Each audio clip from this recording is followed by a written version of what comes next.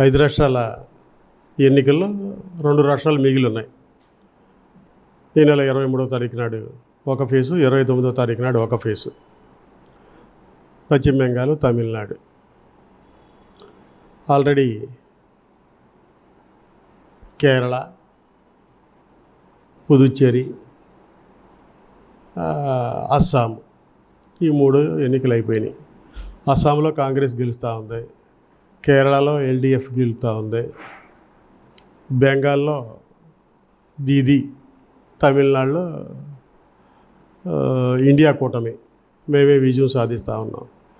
ఇప్పుడు ఇంకొక వారం రోజుల్లో ఎన్నికలు జరిగే ప్రాంతంలో ప్రజాభిప్రాయాన్ని మరలించడం కోసం పార్లమెంటు ప్రత్యేక సమావేశాలు మోడీ గారు ఏర్పాటు చేసి మోడల్ కోడ్ ఆఫ్ కాండక్ట్ను వైలేట్ చేస్తూ ఉన్నాడు.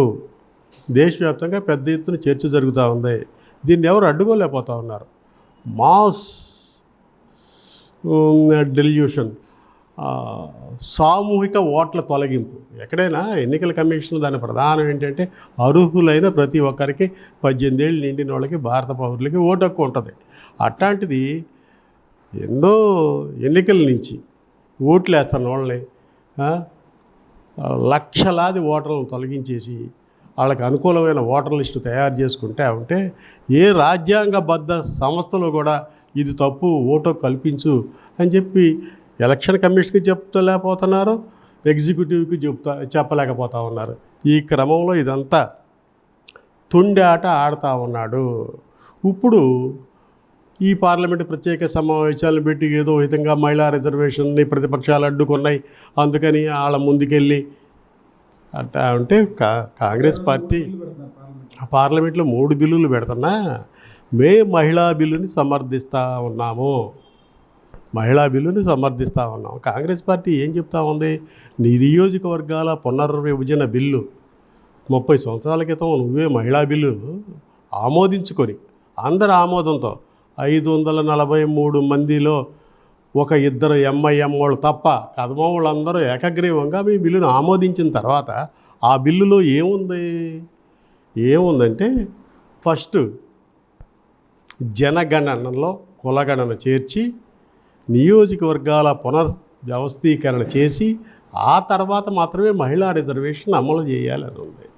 కానీ ఇప్పుడు హడావుడిగా 2029 నాటికే 1/3 పెంచి 543 నుంచి 813 పెంచి మన ప్రాంతానికి ఏమో ప్రధానంగా 50% ప్రోరేటా ప్రకారం పెంచుతున్నాము, దక్షిణాది రాష్ట్రాలకు అన్యాయం జరగదని పార్లమెంటరీ శాఖ మంత్రి కిరణ్ రిజిజు, ఆంధ్రప్రదేశ్ ముఖ్యమంత్రి చంద్రబాబు నాయుడు గారు పదే చెప్తా ఉన్నాడు. చంద్రబాబు గారు నాయుడు సంగతి, జగన్మోహన్ గారి సంగతి మనకి తెలియదు కాదు. పాపం మోడీ ఎట్లా ఆడమంటే ఎట్లా ఆడతారో, వాళ్ళకి అధికారంలో ఉన్నప్పుడు ఒక ఎజెండా, అధికారం లేనప్పుడు ఒక ఎజెండా, మీ పాత్రికేయులకి ప్రజలకి తెలియంది కాదు.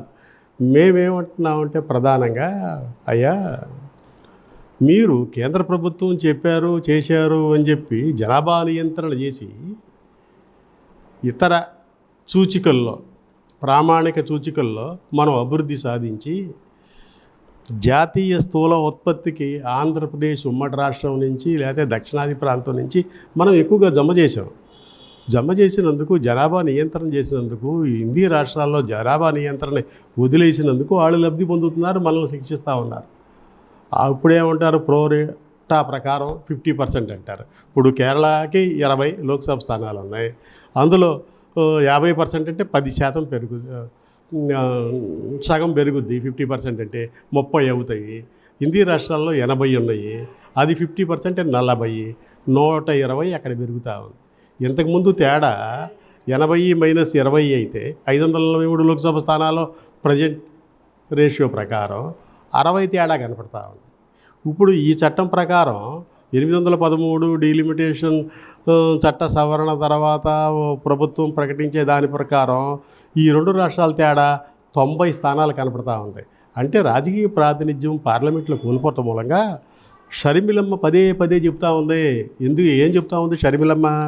అయ్యా నీకు అక్కడ బార్గెనింగ్ శక్తి ఉండదు, పార్లమెంట్లో దీనికి సంబంధించి ఏదైనా ఆర్థిక బిల్లులు వచ్చినప్పుడు మన ప్రాజెక్టులకి నిధుల కేటాయింపులో వివక్షత ఉంటుంది. ఇవన్నీ లేకుండా ఉండాలంటే మనం బలమైన ప్రాతినిధ్యం మనకు ఉండాలి, మన సీట్లు బ్రహ్మాండంగా ఉండాలి. ఇది కరెక్ట్ కాదు. జనాభా పాపులేషన్ 50%, రేవంత్ రెడ్డి గారు చెప్పినట్టు జిఎస్డిబిలో 50% కలిపి మాకు పెంచాలంటా ఉంటే మోడీ గారు ఎవరి మాట వినకుండా బుల్డోజ్ చేసేసి ఏదో విధంగా పార్లమెంట్లో ప్రాంతీయ పార్టీలను కొని అస్తిత్వం చీల్చి అది నెగ్గించుకుంటానికి చూస్తూ ఉన్నాడు. ఎట్టి పరిస్థితుల్లో మన్మోహన్ ఖర్గే గారి నాయకత్వంలో, రాహుల్ గాంధీ గారి నాయకత్వంలో ఇండియా కూటమికి సంబంధించిన 21 రాజకీయ పార్టీలను అత్యవసరంగా సమావేశం ఏర్పాటు చేసి మేము ఈ డిలిమిటేషన్ ప్రక్రియను అడ్డుకుంటున్నాము, మహిళా బిల్లుకి సంపూర్ణ మద్దతు తెలియజేస్తామని చెప్పారు. కాబట్టి దక్షిణాది ప్రాంత రాజకీయ ప్రాతినిధ్యం పెరగటం కోసం చంద్రబాబు నాయుడు గారు 3 పేజీల లేఖ రాస్తే ఇదంతా బూటకము. మోడీ గారి యొక్క అడుగులకు మడుగులు వచ్చే దానికోసమే. కానీ వాస్తవంగా professor Nageswara Rao, intellectuals, English media, Telugu media, అనేక మంది స్వతంత్రులు వాళ్ళందరూ కూడా దక్షిణాదికి ప్రాతినిధ్యం లేదు, ప్రధానమంత్రి ఎంపికలో దక్షిణాదికి ప్రాతినిధ్యం లేకుండా హిందీ రాష్ట్రాలకే న్యాయం జరుగుతూ ఉంది అని చెబుతూ ఉంటే మీరు విప్పు జారీ చేస్తూ ఉన్నారో, ఎందుకని ఉత్తరాలు రాస్తూ ఉన్నారో, అప్పుడేం జరిగింది? నువ్వేం మాట్లాడలేదు. నిన్నగాక మొన్న మావి గన్నని మీరు గొడవ చేశారు, అమరావతి చట్టంలో పెట్టాలని చెప్పి మీరు గొడవ చేశారు. ఈ రెండింటికన్నా తీవ్రమైంది కదా లోక్సభ స్థానాల పెంపు అనేది.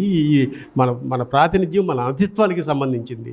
దీని విషయంలో మౌనంగా ఉండి ఇప్పుడు లేఖలు రాస్తాం అంటే ఇదంతా ప్రజలు మిమ్మల్ని నమ్మే పరిస్థితి లేదు. మోడీ ఆడుతున్న వికృత రాజకీయ క్రీడకి దక్షిణాది రాష్ట్రాలు బలైపోతూ ఉన్నాయి.